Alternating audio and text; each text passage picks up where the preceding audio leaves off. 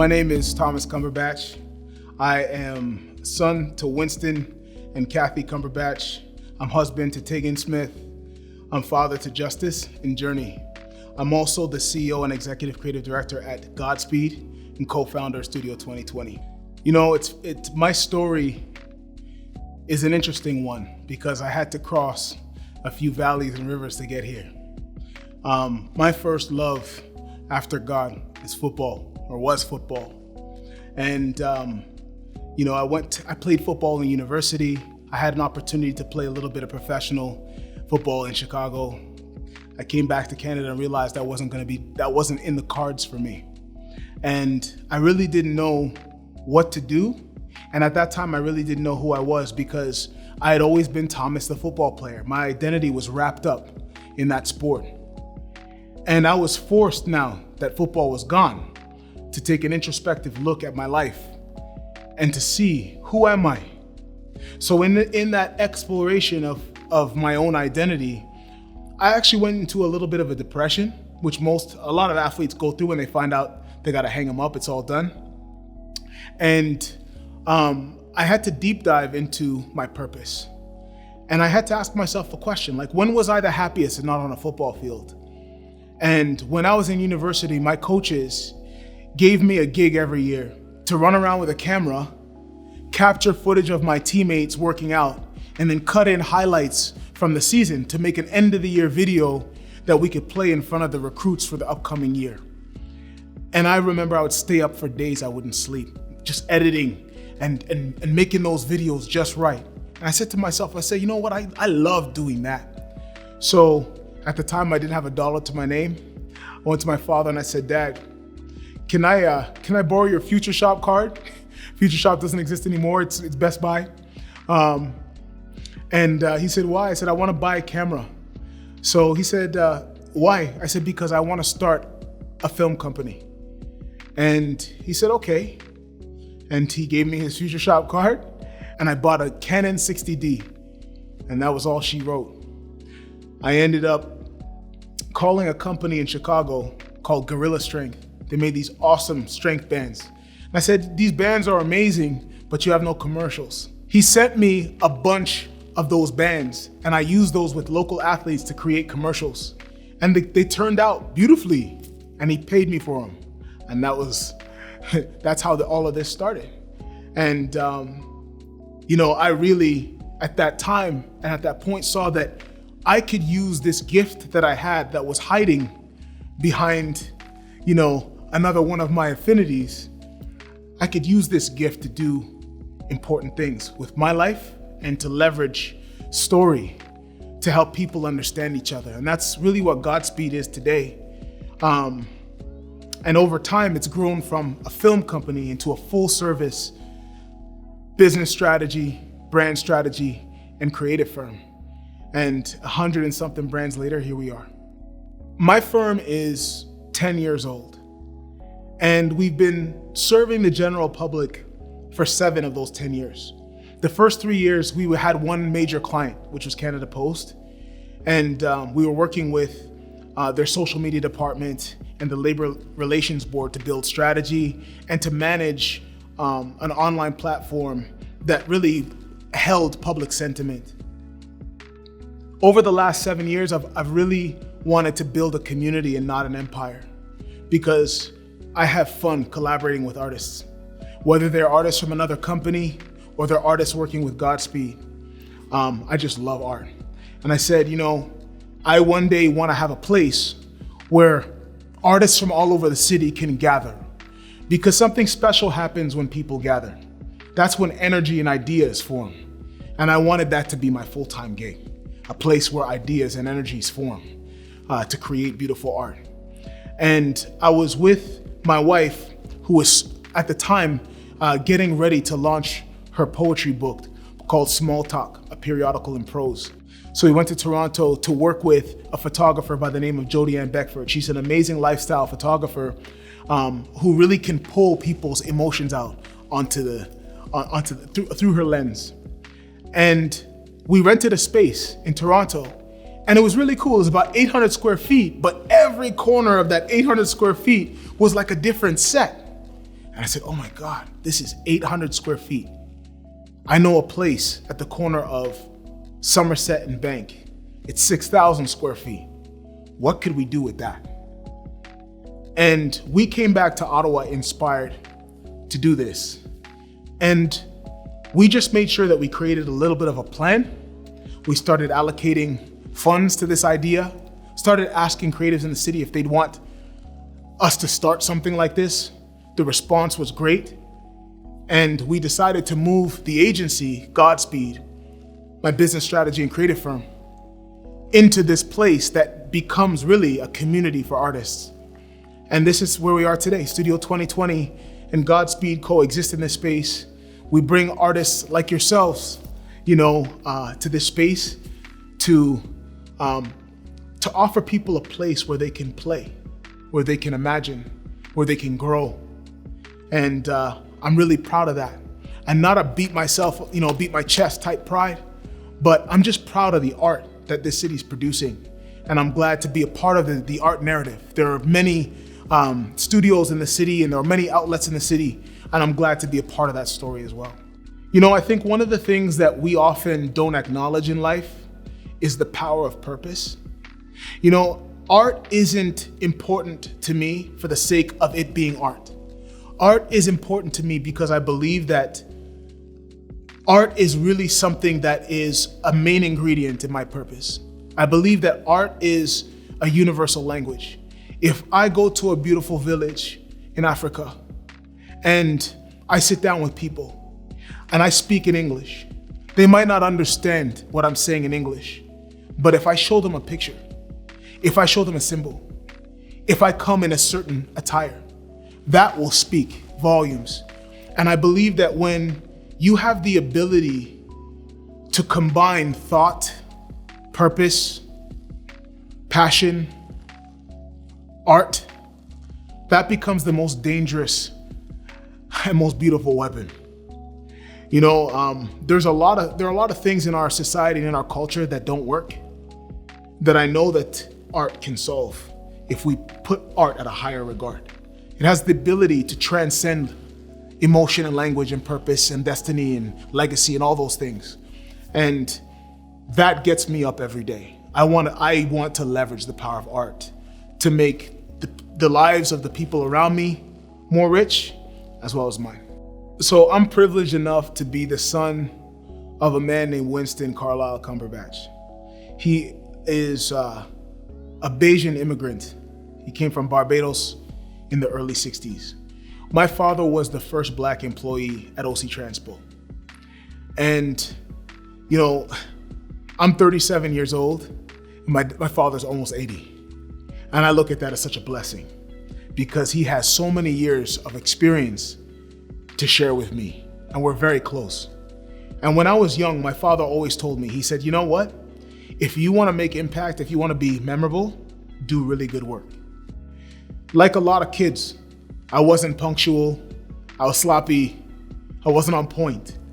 My father is someone who, his coworkers used to tell me he was never late. He was always on point.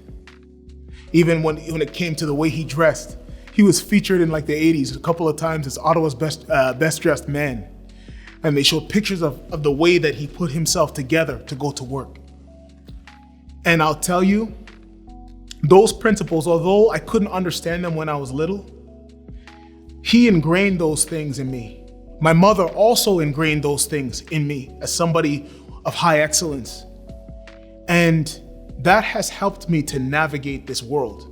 Because I'll tell you one thing that I've learned about the business world is if your work is good, that's really what they think about when they're in front of you. It doesn't mean that we don't go through things that are discriminatory. It doesn't mean that we don't go through hurdles that we shouldn't have to go through. But when your work is good, when your intentions are good, when excellence is something you think about every day, you get access to the table. And one thing that I'm really grateful to God for is the access that I've had to the table. And I think a lot of that has come from the fact that I know who I am and what I can do to advance the person that I'm in front of. And I'm not afraid to articulate that with confidence and borderline fury. because I have people, two little people, my two sons, Justice and Journey, and my beautiful wife, who need me to walk into rooms like that. And I've dealt with and overcome a lot of nonsense by doing the best work. And I think that that's something that we all have to understand, is that you're gonna go through adversity in life. The truth is that as a Black man, I've gone through adversity with other Black men and other Black women. I've had issues with other Black men and Black women. I've had issues with white people. I've had issues with Arab people, but I've also had amazing relationships with all of the aforementioned as well. But I think what really has helped me to overcome some of the things that I've gone through in the boardroom, so to speak, was making sure that when it's time to present my work, that it will solve the problem that the person in front of me has. And people are willing to overlook their prejudices when you can help them to win. So we started Studio 2020 in particular to build a community. It was really to bring people together. And the next step for me, I think, is really to share the things that I've learned with the broader community. And I also want to learn more from the broader art community here in this city as well. There's a lot that I have to learn, a lot that I don't know. And I plan on learning until God comes to grab me and take me to the next life. But the next step for me really is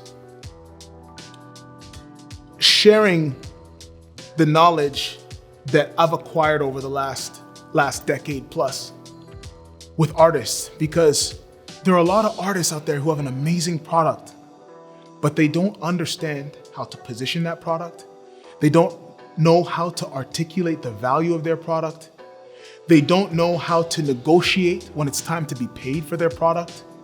They don't understand how to build a network to disseminate the beauty and the value of their product. They don't really understand even sometimes how to articulate the soul of what they're creating, how to articulate the value proposition. These are all things that I've been doing for the last decade.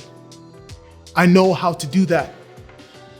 For a living, I build businesses, and I want to start working with the art community to help them to become more entrepreneurial, because an artist that wants to be an artist full time but can't be paid adequately for the art is a starving artist. What I want to do, the next step for us, is to really eradicate the starving artist. That's the mission. Get rid of the starving artist trope. I want to dismantle that with my team. And when I say my team, I mean with the community that we work with. And I think that's really the next step for me in the arts. Holistically, I'm getting into real estate development. I'm a partner in 5 other businesses as well. I'm an entrepreneur, I can't help it. But I just want to grow as an entrepreneur, because the beauty of entrepreneurship is that entrepreneurship gives you access. And access is what I think that our people are missing. We don't lack talent or skill. We're loving, happy people who get together and create beauty. We're creative. When we do things well. But I think what we lack at times is access. And I think when entrepreneurs, namely Black entrepreneurs, are able to do things well enough to find success and then share that with the community, I think that's when you start to see an entire race of people live into their birthright. I believe that we have a destiny. I believe that Black people have a destiny, a very specific purpose. In any society, we bring a lot of value to the table. Every time I look at myself in the mirror in the morning, I smile. Not because I'm stunningly good looking, but because I love how God made me. I love the color of my skin. I love my heritage. I love my ancestry. I love the legacy and the royalty we come from. And I think that the next step for me is making sure that myself and my family, the people who work in my companies and my community at large, have access. And I think when we as entrepreneurs are successful and we're working together, that's really how we change the narrative. I'm not gonna ask someone else to make my life better. I'm not gonna ask another culture to make my life better. A lot of times we need to work within our culture and help each other because we understand context. It's not about division or being divisive. but it really is about us just working together. And the next step for me is making sure I have the resources to provide what we all need to grow. Success is, it's an ambiguous term because success is different for everyone. The definition of success is different for everyone. There are people who have a lot of money who wish they had more happiness. So for them, success is happiness. There are people who have a lot of happiness but need a little bit more money. So for them, they're like that, I need a little bit more money for more success. I think what's important, what's universal when we talk about success is living into a purpose. There's so much value and potency in a purpose. Everything that we need to achieve, everything that's in our destiny in life is sitting smack dab in the middle of our purpose. But a lot of us don't spend enough time to actually deep dive into ourselves introspectively and dig out who we are. And part of that is because a lot of us don't have the tools. It's not a cultural institution, learning who you are. It's like you go to school, they're not teaching you how to find out who you are. They're just telling you how to, how to do math or how to do science.